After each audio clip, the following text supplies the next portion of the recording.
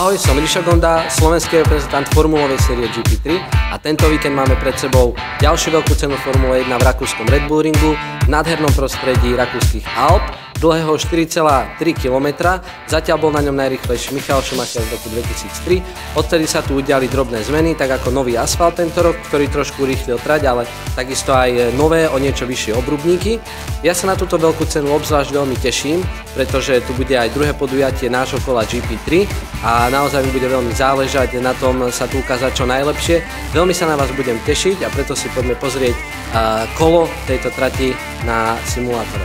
Rýchlo poslednou zákrutou prichádzame na štartovú rovinku nádherného okruhu na Red Bull ringu. Je to jediné miesto naozaj dlho vodorovné na tejto trati.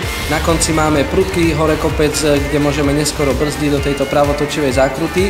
Treba ju obzvlášť dobre trafiť, aby nám to dovolilo čím skôr pridávať plný plyn, nedržať sa vo výjazde tak dlho na obrubníku, aby sme mali čo najlepšiu trakciu na túto jednu z najdlhších pasáží na okruhu, kde držíme plný plyn.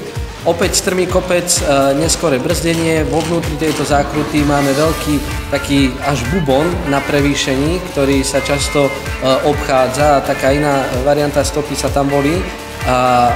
Ďalej, dole kopec do zákruty číslo 3, veľmi namáhavé brzdenie, dotýkame sa obrubníku, aby nás to tak akoby stále držalo na vnútornej strane, tento obrubník naozaj pomáha.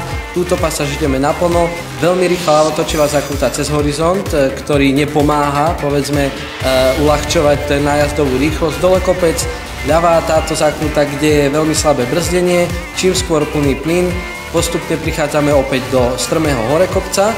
Cez takýto horizont sa dostávame do predposlednej zákruty, kde treba naozaj veľmi rýchlo vpáliť a vniesť tam čo najviac rýchlosti, pretože rovinka potom je krátka. Posledná pravotočivá zákruta, kde je veľký prehub na vnútornej strane a veľmi to znervozňuje monoposty a prichádzame na celovú rovinku a snažíme sa pridávať čo najskôr plyn.